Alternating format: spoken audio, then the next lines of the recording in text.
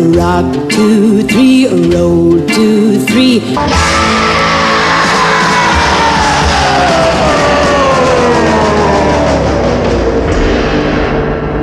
All right.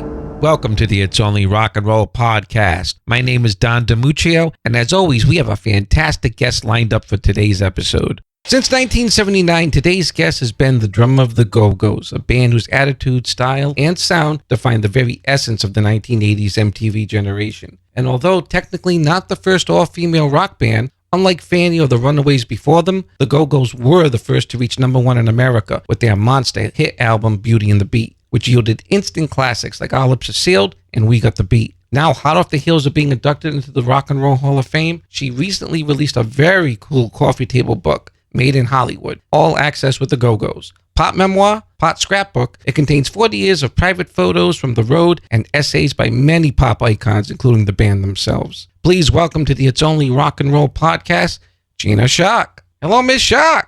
Hey, how you doing, Daddy? Not bad. Thanks for being on the show.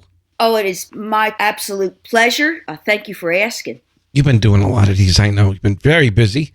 Since the book came out, I have been doing a lot of press about the book, and it has been such a joyful experience for me because that book really is, it's my life. It is my whole adult life. And so I'm always ready to talk about it. And anyway, go ahead, Don. You take over. No, it's fantastic. I've been enjoying it, and the pictures are great, and the backstory, and I want to get into it quite a bit. But, you know, we were originally scheduled to do this back during the holidays, but I know you were feeling a little under the weather at the time. I trust you're feeling a little better now? Well, I had to have surgery on my right hand, on my thumb. Oh. Yeah, I guess 50 years of playing caught up with me. And my ligament, I started rehearsal because I usually go in 10 days to 2 weeks before the band just to get myself in order, to get my stamina up and get my chops up. And I sat down the first day, tried to start playing, and as I was playing, my thumb was just kept sliding right off of the stick. And I was like, Jesus Christ. And I was gripping it like a caveman, you know. I was like, I can't play like this. I can't, my thumb, it's not working. I can't control the stick. Ugh. So I called up my manager right away. I said, you got to get me into a specialist immediately, you know, because the band was going to start rehearsing in a couple weeks. And so I went in the next day, and she said, you know, Gina, your ligament is just shot. You need to have it either replaced or repaired. So, oh my God, then the whole thing started. I wound up having surgery on it, and I had this fantastic doctor who works on all, like, the athletes, big athletes, and I had it done in LA, a guy named Steven Shin, and he wound up repairing the ligament in my thumb and then putting a little brace in there. So he said, this is going to fix it perfectly. And so I had that done. And the unfortunate thing is that the GoGos are doing 6 shows, and I'm unfortunately not going to be playing them. 𝗀𝗃𝗃𝗃 is taking my place because, the band was a little nervous about me maybe injuring it more. And I was like, you know what, I don't think it's going to happen, but I didn't feel right, forcing them into letting me play and making everybody uncomfortable if something went wrong. You know what I mean? So, and I saw that he did the gig at the 𝗀̈sky. It was a Sirius XM show. You know, he did an honorable job, but it's not the same without you. No way.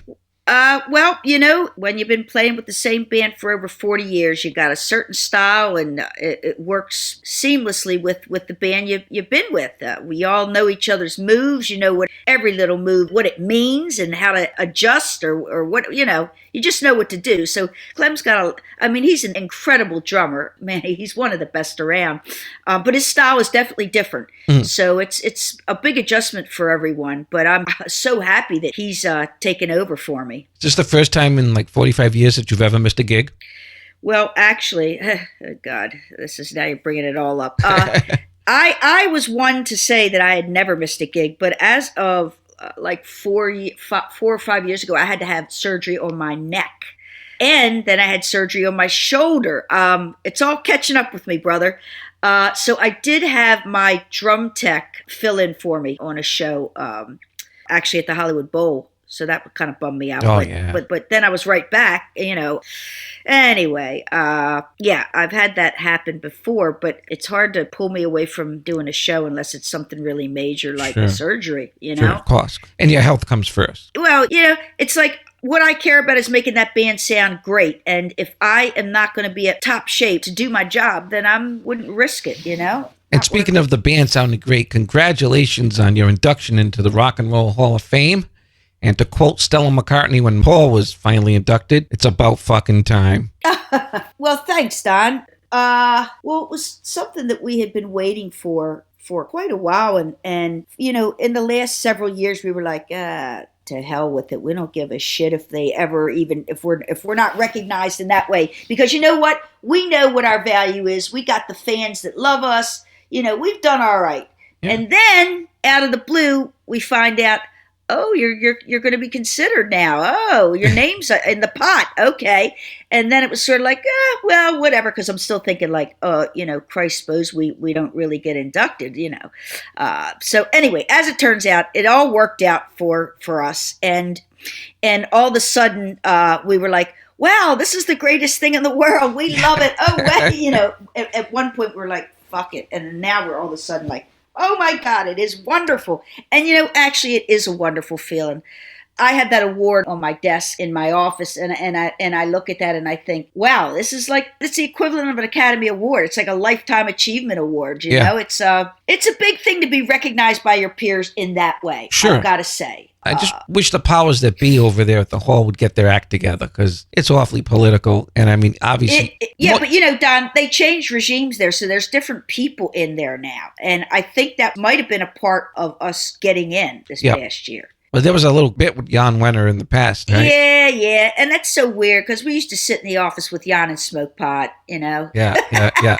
But John Sykes got in, and he's an old pal. And now we get to vote. And so we're going to definitely be pushing for more women to be inducted. Absolutely. There's lots of women that need to be in there as well. Like 𝗀𝗧𝗏𝗏. And 𝗀𝗧𝗏𝗏 is an obvious. I feel like the B-52s. Yep. Come on, you know, there's a lot of folks out there that we want to have recognized in this way. I want to start a campaign to nominate people who should get kicked out of the Rock and Roll Hall of Fame, but that's a whole nother story. Yeah, you bet. There are some folks in there that I wonder who's greasing somebody's palm to get them, whatever. Well, it's not even that. They're not rock and roll, half of them. Well, should it be just called I don't know, what if it should be called rock and roll, whatever that means anymore. I don't know, man. It's a big net. Yeah. You took the words out of my mouth. I was going to say it's big. It's a big thing to encompass all sorts of music, and it all needs to be recognized, you know, and should be recognized. So, yeah. Let's go on the Wayback Machine now. What was your first concert you ever attended? Okay, the first section of my book is when I was 11 years old, my brother took me to my first concert, and that was Led Zeppelin opening for The Who. Wow. And yeah, wow is right. What a way to start. You know, I just blew my mind. At the age of 11, I swear to you, I knew what I wanted to do the rest of my life. From that moment on, every dime that I got of my allowance was spent buying, you know, music magazines, music T-shirts, every album that came into my favorite record store, every British import, everything that came out was spent on money. Every band that came into Baltimore, I had tickets for. I mean, it was all about music. That's all I lived for. That was it. And I knew, or I believed in my heart, that one day I was going to be up on that stage. I didn't, you know, initially I didn't really care what my part would be in the band, if I would be a guitarist, bassist, singer, whatever. But as it turns out, I wound up playing drums because it was the easiest instrument for me to play. And I'm self-taught, and so I just picked up the sticks after took some lessons on guitar, played bass a little bit. And it was easier for me to just listen to a record and pick it up by listening, you know, play by ear. I really didn't have patience for lessons. And so I thought, well, I'll try drums. And when I put headphones on and tried to play with whatever my favorite record was that week or that month, it was, I don't even have to think. My body just does this. Sure. There's no thought, man. My body moves in the way it's supposed to be able to play this instrument, to be able to play with my favorite songs. Sure. If you don't have that natural rhythm in you and you can't feel where the beat is, it's going to be very, very hard to start on the drums. You know, I'm not against taking lessons. I say, you know, do that as well. But there's got to be something in you. Playing drums, or really any instrument for that matter, it's got to be a soulful experience. It's got to come from your soul, from your heart. Got to be something visceral. Got to be, you know, something that moves you. It's got to be a feeling. If you don't have the passion, it's not going to happen. Yeah, so, you know, and it's got to be, it's a God-given gift, I believe. I just followed my heart and had fun doing it, and look where I am. Talking to me. What happened? Wow. I'm a crazy, crazy lady, but I'm still here. You know, speaking of drums, there's a photo in the book of that beautiful 1957 Ludwig Snare. Oh, you bet, baby. Yeah, 𝗲𝗃𝗃𝗃. 𝗷𝗃𝗃𝗃. Yeah, I bought that in I was on tour, before we had a record deal or whatever. I bought it in a thrift store. And I brought that home, and the first thing I thought was, oh, I better get this all cleaned up and, have it painted really nice. And like I took it to a drum store or a drum shop, and they were like, do not touch this drum. All you need to do is get the rims trued, get them all straightened out. Yep. Don't touch this shell in any other way. And it's stayed the same for all these years. And the other cool thing, that drum, that snare, and myself are the same age. Now, and that snare, you know what, Donnie, I have used that on every single GoGos recording, including 𝗙𝗪𝗃𝗃, the last thing we recorded. really? Now, I use that snare. Exclusively, or just on certain tracks that you? No, on everything that I can think of. I've always used that. It's crazy. Like even when we went in, what was a year and a half to record 𝗙𝗪𝗃𝗃. I brought several snares, as I always do. Well, guess what one wound up winning? The 57. And that's sort of been the case through all that I can remember recordings. I always bring in a bunch of different snares for different sounds. And that 57, you can just make it sound all different ways. And it's got a great sound. I couldn't tell from the photo. Was it a 6x14 or 6.5? Because it's a 6. I think yeah. It's a 6. Yeah, it looks pretty big. Sure. Yeah, so you're getting that nice sound. It's beautiful. It's just got a great sound, man. It's You ever use it live? No way will I take that. No, that stays in my house. That doesn't go anywhere except for recording. I'd never take that on tour. It's too precious. I was looking at some photos I saw online, and looks like, I think behind you usually is a big music collection. Looks like you got a lot of memorabilia behind you. Oh my God. That's, how that book came about. Don, I save everything. I'm not a hoarder because I have OCD. Everything's in its place, and I'm a cleaner. I'm a crazy person. But all these things are memories for me. And I like to look at this and remember what I was doing and, get that feeling back. I have all my vinyl. I brought all my vinyl with me when I drove cross country in 1979 from Baltimore to LA seeking fame and fortune. I brought everything I owned in my father's pickup truck. I brought my drums. I brought a PA system because back then you had to have your own PA when you played in clubs, Mm-hmm. Everything GoGos. I have every tour book from every GoGos tour. I have every laminate pass. I just saved everything. I have every concert that I've ever gone to. I have every ticket. I saved that. You mentioned records. What was the first rock and roll record you bought as a kid? Do you know what? I can tell you. I do know that I bought singles first, okay? Yep. I don't know what it was. I really don't remember because I was probably 9 or 10 years old. And, what I would do when I would listen to LPs, I would wait till my brother left, and then I'd go in his room and play his records and scratch them all up. And But I had singles, 45s. And I don't really remember what the first record was, to be honest with you. The charts were very eclectic back then. It wasn't segmented as today. How about that? Wasn't it all different? You could turn on the radio and hear all sorts of different music, And same thing even in the 80s. I was thinking of how you could turn on one station and you could hear reggae, you could hear hard rock, you could hear regular rock, you could hear pop, you could hear everything on one channel. And nowadays it's very different. Very different. I'm 51, and my earliest rock and roll memories when I really started getting into it was around 78, 79. Mm-hmm. And those charts, you'd hear everything from AC/DC's Dirty Deeds would be on there. To the Beach Boys, you'd hear the Beach Boys. To Neil Diamond, Love on the Rocks, to Stones. It was all there. Yep. And it was all pop music. Oh, you bet. And I kind of miss that.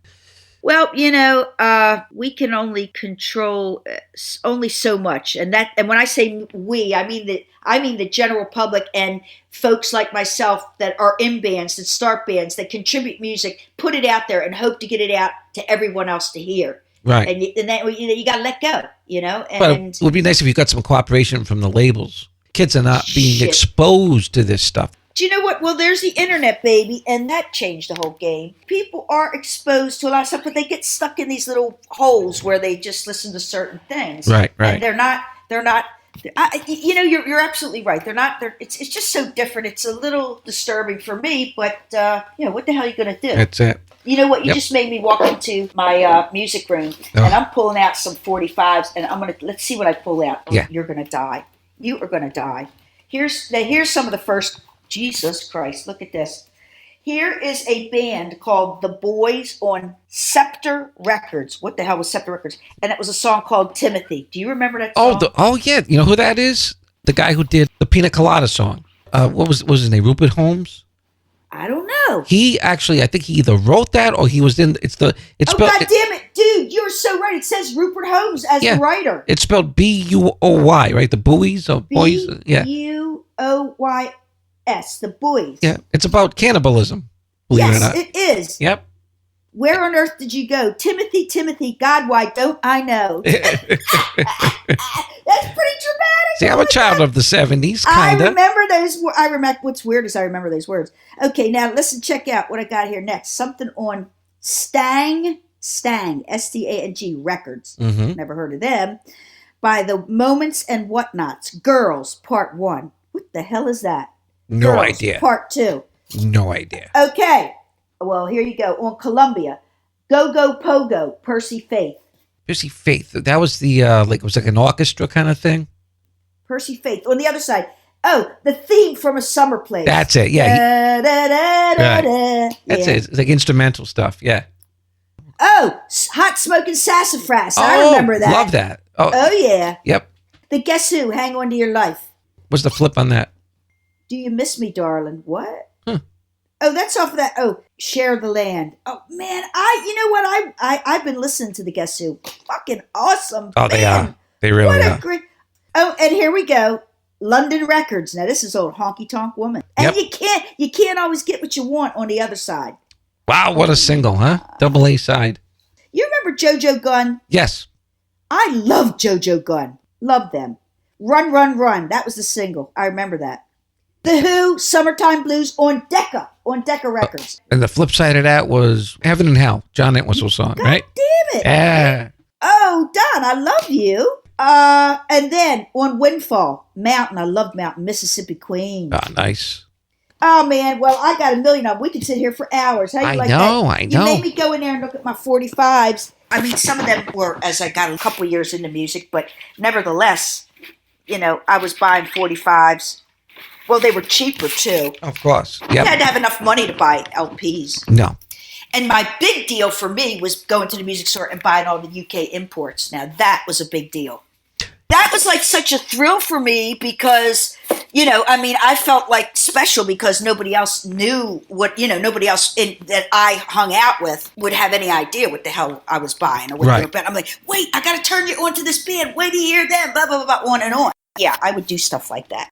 I'm going to go over a little bit of GoGos band history. Sure. You replaced the original drummer, 𝗚𝗏𝗶𝗏𝗏. Yes. I guess in 79.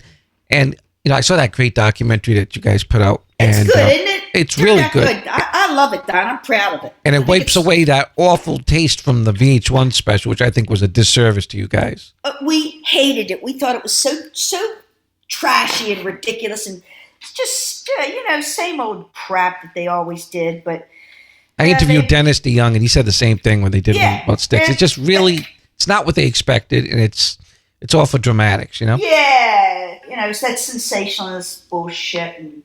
But in that documentary, they mentioned that you kind of brought a sense of work ethic and direction into the band, which, they were more like a young punk band. Those weren't big priorities, rehearsing and getting it together. Do you think you gave them that strong foundation? Oh, absolutely, man. Absolutely.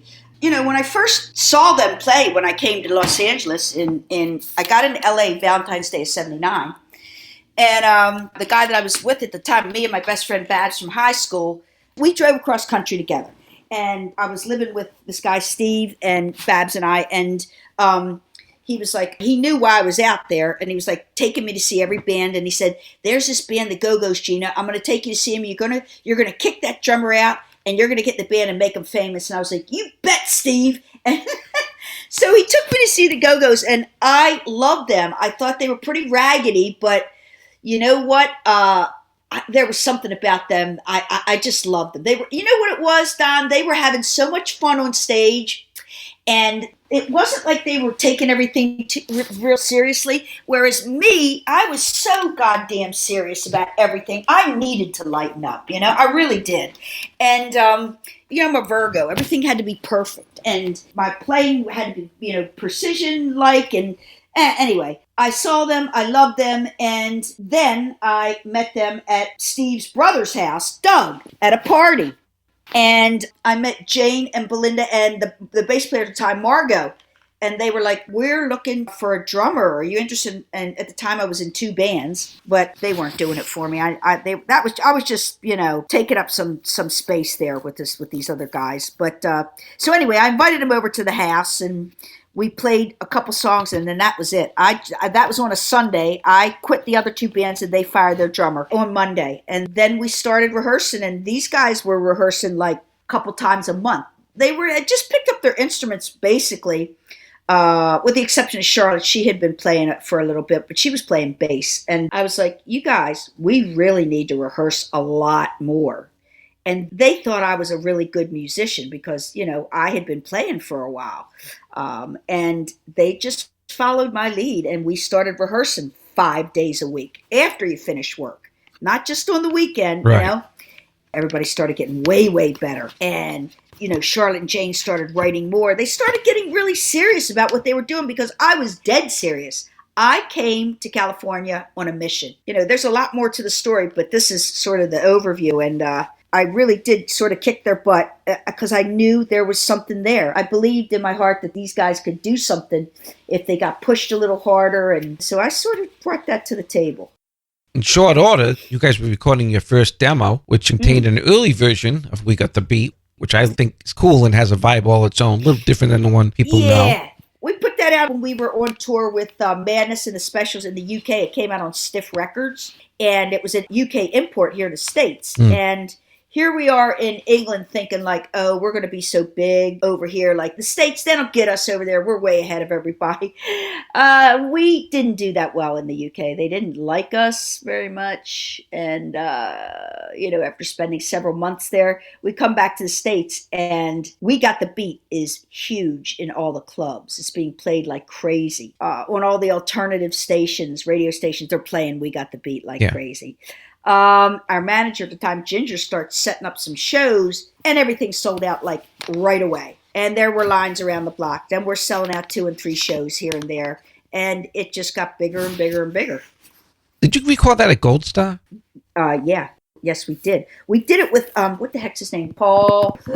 His dad is a big producer or a big guy in the business. Paul. Oh, God damn it. Why can't I think of Paul's last name?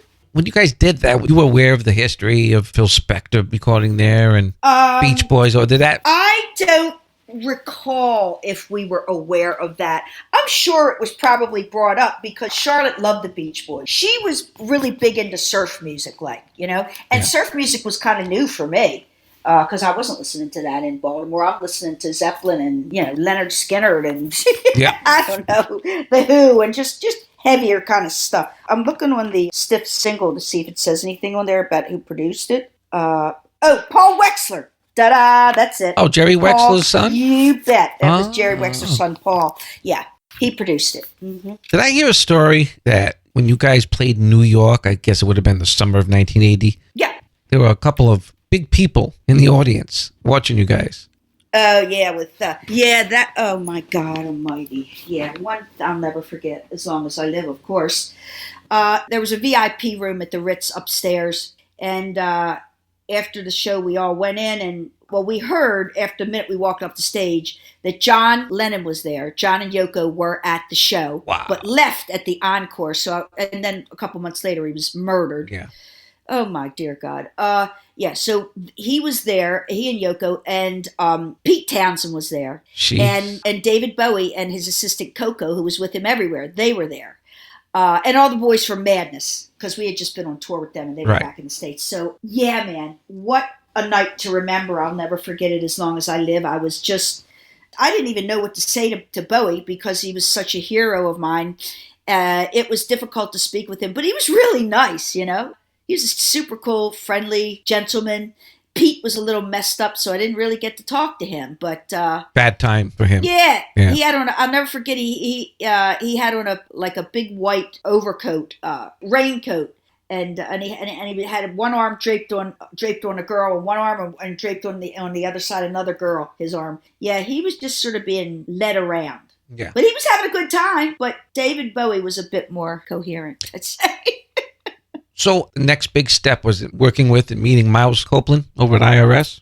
Yeah, well, there was a fellow named John Guarneri who worked at IRS, and he had seen the GoGos, and he told Miles about us, and then I think he got Miles to come and see us. And that's really how that all came together. I don't exactly remember when we met Miles. I'm lucky I can remember anything, Don.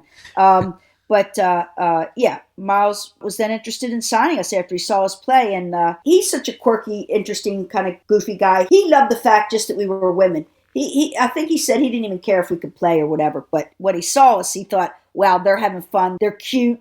This could maybe go somewhere. And we delivered. And he was smart to team you up, I assume, part of it Richard. With Richard Goddard. Oh, yeah. Are you kidding? His name came up a couple of years ago when I interviewed Robert Gordon. He had worked with him too. Yeah. And Blondie, and we love Blondie. And so the thing with Richard is Richard came to see us because Richard showed up at a book signing I had at Rizzoli in New York in the city. And he surprised me, and it was so cool to see him. And he told me a story. He said, Gina, when I first saw you guys, he saw us play at NYU. Miles asked him to go check us out because Miles had contacted Richard about possibly working with us. And Richard saw us play, and he said, when I saw you guys, he said, I looked at the five of you and I saw something in each one of you that you were putting into making this whole, the five halves or bits, making this complete unit. He said that really spoke to me, that I felt, that if I just worked on these songs with you, because you guys were great live, but each one of you brought something to the table that was important and that made the GoGos have the sound that we had and made the songs work the way they did. And so he was hooked. And then it wasn't long after that, we were in New York City recording.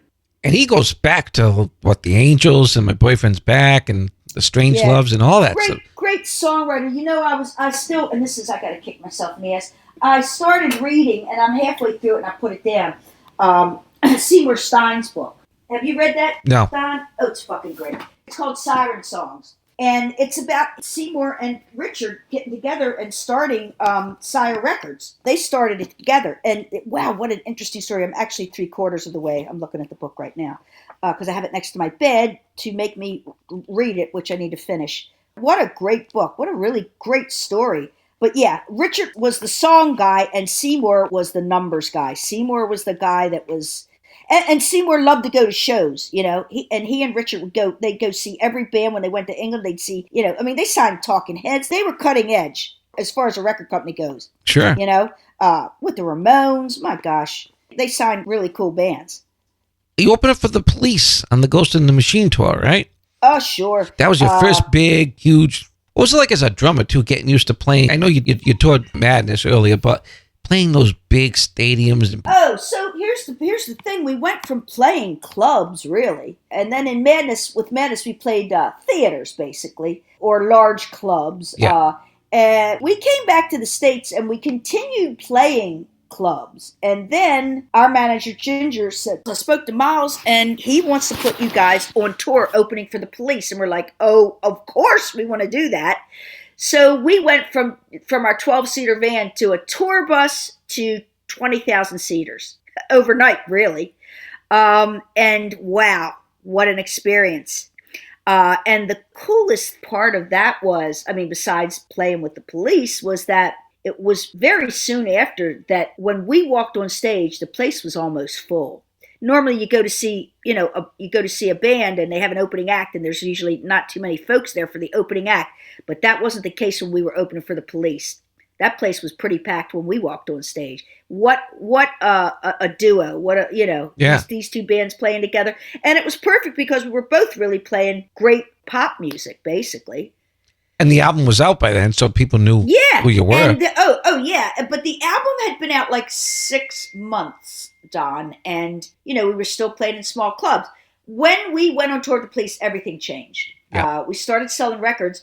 And then we did Saturday Night Live. And a week later, the record went to number 1.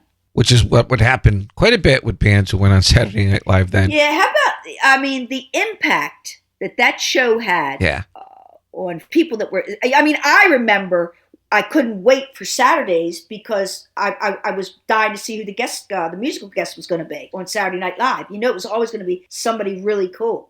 So we got to be that really cool band, and that changed a lot of things for us. You guys just missed the Midnight Special. I think that went off the air in 81. Oh my God, did I love the Midnight Special. How great was that? I wish they'd put that back on the air, like reruns of that. Everybody played Midnight Special. Everyone. I bought the 36 DVD set of it, and it's like, really? It's fantastic. Oh God, Don, I'd like to get that. Well, I'm going to Google that, man. Yeah, and I don't think it's available anymore, but I'd be happy to make you a copy. I'll send it to you. Shit, Don, I love that show. That was another big thing I would wait for. And again, talking like we did before about the eclectic kind of bands. You capped it into Neil, and then Kiss. Yep. And then Harry Chapin. And then, it was incredible. 81, this must have been, I was asked, what was your worst gig? What was your best gig? I got to guess, at least at the time, opening for the Rolling Stones. That had to be a dream gig. That was a dream gig. You bet. Was that a one-off, or did you do multiple dates? It was a one-off, unfortunately. Illinois? Yeah. It was in Rockford, Yep. and it was at the Metro, and it was the smallest venue of their tour. It was a 10,000-seater. And, the minute that we heard that we were asked if we'd like to do it, that was a no-brainer. We postponed several shows to do that one show. And oh my God, that was a thrill of a lifetime. It was just another moment in time that I'll never forget. Hanging out with Charlie and Bill Wyman backstage before the show, getting up on that stage, talking to Charlie's tech, and asking, can I sit on his drums? He was like, yeah, it was really nice. So I got to sit on his drums, and I tapped him. I was afraid to really hit him. Picking up his sticks, and oh my God, what a thrill that was. And then to be able to stand by the side of the stage and watch them do their show. Oh my God. How was the audience? Because I've seen the Stones at least 10 times, and they always put the best. It's an honor that you were asked, because they always put the best bands. They're not afraid to, like a lot of acts won't do that. They don't want to be upstage. They can afford to, Yeah, and the audience was great with us. Good. Because we were happening at the time, and those guys were great. They had posters put up in the backstage area. It was in the Round. This venue was in the Round, and it was I remember we didn't actually meet Mick. He was busy. He was jogging around the downstairs of that venue. Yeah. Like before the show. So that's what he was doing. Yeah. And I remember Ronnie and Keith were a lot of laughter coming out of the dressing room, and music and drinking. Yep. But then Charlie and Bill came over and said hi, and we took photos with them, and actually did get to hang out a bit with Ronnie and his wife Jo back then in New York. So I actually did hang out and meet him. He was a doll. Because I was always a big Ronnie Wood fan. I bought all his solo records. I was a big, the Faces. Faces. Oh my God. You were starting to say about that poster that they had. You still have that, don't you? Yeah. Oh, I have it up. It's in my office. Yeah. Yeah. I saw it. Yeah. Yeah. And then of course the cool part of it is that like a month later, maybe even less, they started playing Going to a Go-Go, and then they recorded it on their live album. Oh, so they hadn't been doing that at that point? Nope. No. They started doing Going to a Go-Go after they played with us. Oh, that's so cool. And I was like, I know we had to influence them in that way. I know it has to be. That has to be why. So again, you guys were huge. You had the great album, and you put out Vacation, which is a very cool record. There's no two ways about it. But I guess it was that, I don't want to say sophomore jinx, but... Sophomore, yeah. I mean, well, they always, you got to sell as many as the first one. Well, that didn't happen. It was like crazy what was going on at that time. We didn't have a minute off. And whatever the record label told us to do, we just did. We didn't question it. We didn't know any better, you know? We didn't know the word stop. take a break. Vacation. Yeah, we needed a vacation. Do you think they should have given you obviously more time to just put the thing it would together? have been nice to take off, like 6 months, sit down and write. But those songs were like written on the road, or Vacation had already been written. It just needed some sprucing up. Well, that was the hit of the record, and a great song that 𝗙𝗧𝗃 had already written. But I wish we'd have had more time, and by the time we did the third record, which I love as well, we were just, there was no stopping. We really did need some time off, but hey, I'm proud of everything we've done. It's all good. Of course. It's all good stuff. Forgive me, because it sounds like I want to go for the salacious stuff. Yeah, it's okay. part of the history, It's okay. When the third album started, royalties became a bit of an issue. Oh, you bet. You started that ball rolling and asking questions. The issue was, Don, I'm not about money. Everything I do because I love to do it. Of course. I've never done anything just for money. No. And I was in our manager's office one day. We were with 𝗙𝗃𝗃𝗍𝗃 at the time. Mm-hmm. And I was in his office, and there was a check sitting on his desk, and it had Charlotte's name on it, and the amount on that check, my eyes almost blew out of my head, because I was getting nowhere near that amount. It was just for songwriting. And I just lost my mind. He said, see, this is what the kind of money you can be making if you write, if you're a writer. Well, the people that were writing in the band, that was set. That team was already set up, and I wasn't a part of it. And I was just learning how to write. And, I don't fucking know. It was a very difficult time, and I just felt like, you know what? My blood, sweat, and tears went into making this band what they are. And the five of us, it should be split. Everything should be split 5 ways. Sure. I know managers these days that will not sign a band. They won't work with a band unless they split everything, because they know if the band makes it, it's just a matter of time before they break up if things aren't split equally. Of course. And you know what? And what's funny is, and when I saw Richard Goddard, going back to Richard, I talked about this at the Rizzoli book signing. He said, Gina, I told Miles that he better address the songwriting, because it's like he said, it was the 5 of you that made this band what it was. Richard said, those were his words. I saw something in each one of you that made this band what it was. He said, I told Miles right then and there, everything should be split equally. Well, Miles never did that. Never. I mean, our lawyer, our Ginger didn't know any better, because she was just a friend of the band who was managing us, and she was navigating things the best she could and learning as she went. But she truly loved this band, and that, her heart was in it. But our lawyers, our Miles, they should have sat us all down and said, guys, you know what? You better split everything equally. You better split that songwriting, because you know what? If it wasn't for, say, for instance, Gina's drum beat and We Got the Beat, I don't know how that song would have done. It's just, when a band, especially like ours, it's the input of all the people in our band that give us our sound, that make these songs into hits, and that's it. Of course. You can sit and write songs, forever, but you got to have a platform to sell those songs. You've got to have a way to get it out there to the public. And so, yes, Jane wrote good songs, Charlotte wrote good songs, 𝗙𝗧𝗃 and all, but you had to have a way to sell them. And the GoGos were that vehicle. Belinda and I got shortchanged, and it just wasn't right. How many times, I'm sure you guys were all sitting around working on a song, and you throw out an idea, you say, let's put a stop here, or all that is a contribution to what the song becomes. Of course it is. When Charlotte, a perfect example, I used We Got the Beat because that's so obvious. When Charlotte brought in the guitar part for We Got the Beat, I just started that beat. The way that I started playing came into my head. I started playing. If I hadn't have come up with that drum beat, I don't think that song would have been what it became. No, you're over there. You're writing on the floor tom or whatever. Yeah, I don't know if whatever it is. But you've got that ballsy. You're right, and that would not have happened if Phil Collins was playing on that track. Right, it's you. And Don, there is the chemistry that you have as a band that cannot be duplicated anywhere else. Right. In the same way, it just. We've all played with different people, and all of us still say, "Wow, it's just not the same until we play together." All that nonsense didn't get settled to what, 97?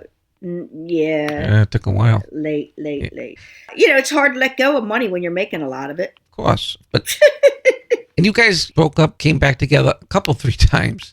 Honestly, we really only broke up once, truth be told, and that was in 85. And then we got back together in 1990 with the help of Jane Fonda. And really, we have been together ever since. It might have been there's been times that all of us have said, I quit, I don't want to do this. But, give it a month or two and it changes. There was a 15-year period between Talk Show and God Bless the GoGos, right? Yeah, that we didn't make a record, but we were still playing. I gotcha. We started playing in 1990. We broke up in 85. We were back together in 1990 playing, and we've been playing ever since. Well, I am going to ask you, what was the best gig in your mind that you've ever played? Oh, for God's sakes. There isn't just one best one. There are several. There are, I think one of the most important gigs for me was playing at Merriweather Post Pavilion in Columbia, Maryland, which is where I saw Led Zeppelin opening for The Who, my first concert ever, going back there like 11 or 12 years later and playing on that same stage. And having all my friends, my neighborhood, all being at that show. My parents being there, seeing their kid play that stage. And, then I would have to say Madison Square Garden was a big one. Well, imagine Rock in Rio was pretty big too, right? Oh, well, yeah, that was big. But I think about because when we played Madison Square Garden, my mom and dad were sitting on the side of the stage. Like, that's the kind of stuff that matters. I got you. When we played, when we played the Hollywood Bowl for the first time, my mom and dad were there. These are the things that really matter to me. And Rock in Rio was definitely a big thing for us because, well, it was for everybody because we played in front of 250,000 people, and it was the first year that it came together. So that was quite a big event for us as well. But I mean, the ones that really count to me in my heart, are probably the three that I just, Madison Square Garden, the Bowl, and Merriweather Post Pavilion. They were big ones. They were real big for me. Didn't Ozzy throw Charlotte out of his dressing room in Rio? Rock in Rio? Yeah, he had her thrown out. Yeah, she was. Yeah, the Rock in Rio was sort of the height of everyone's drug intake. It was bad. It was bad. Not so much me at that point because I had heart surgery, so I couldn't be screwing around too much. Everybody was sort of out of control at that point in time. And you know what? I say it then, we didn't need to break up. Jane had quit 6 months before that or whatever. Jane didn't need to leave. Jane should have just made a solo record and still stay in the GoGos. I mean, we all could have done that. Right. We just needed, I think, better guidance. And as much as I say that, you know what, it's not easy to guide a group of rock stars, because we certainly were at that time. We were a big, big band, and it's hard to rope us in. I'd be remiss if I didn't ask you about House of Shock. Yeah. I was listening to This Time, and it takes me back to my high school years. Yeah. That band had yourself, and Ellen DeGeneres' brother was in that, right? Yeah, Vance. I met Vance through some friends in L.A. I was looking to put together a band. When the GoGos broke up, I thought, you know what? I am not cut out to be a studio drummer. That doesn't move me. It's not. I want to be in a band, and I didn't want to do a solo thing. So I started, and I found a partner, and that was Vance. And we started writing songs, and then we put together a band, House of Shock. And we did one show. Miles Copeland managed us. I went to Miles and said, "Come on, are you interested?" Played a couple songs. He loved it. He wanted to manage us, and we did one show. We set up a gig at the 𝗀𝗏𝗏 and got a record deal after one show, which is, I think, pretty phenomenal. Sure. 𝗏𝗏𝗏𝗏 signed us at Capitol Records. I was really proud to be able to do that. I was the drummer in the GoGos, but I got my own record deal, and I was writing songs. And you got a hell of a voice too, my friend. No, I don't have a hell of a voice. I think so. My voice is nasally and probably scratchy, but what my voice is honest to the words that are coming out of my mouth. You know what I mean? It's like when I sing those songs, they're true. It's true. It's what I feel and what I want to be saying through these little vocal cords. And so, to me, especially if you're in a band, it's not about being the greatest singer. It's about, once again, it comes back to singing things with soul, with feeling. That's what people gravitate towards, I believe. They got to believe what's coming out of your mouth. I just think you should do some more singing with the band. But I know it's tough, too. Being a singing drummer is not an easy thing to do. Yeah, it just didn't start out that way. Yeah. And here's the other thing, too, Don. Everybody in the band sings. And it was always kind of a fight to who's going to be singing this and who's doing that. And I was like, I don't fucking need that, man.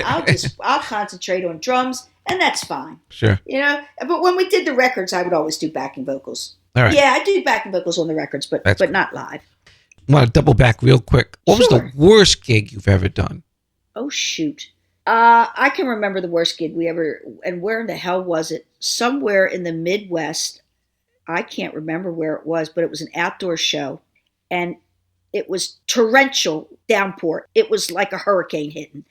High winds and buckets of water. We were in our trailer and we're waiting. Are we gonna go on? And we're like, oh, Jesus Christ. After an hour, it's like, come on, let's just call this. And our tour manager walked in and he said, you know, guys, there's people still standing out in the rain. So we were like, fuck it, we're going to go do it. Sure, so we went out and we played, I think, probably half of the set in the pouring rain.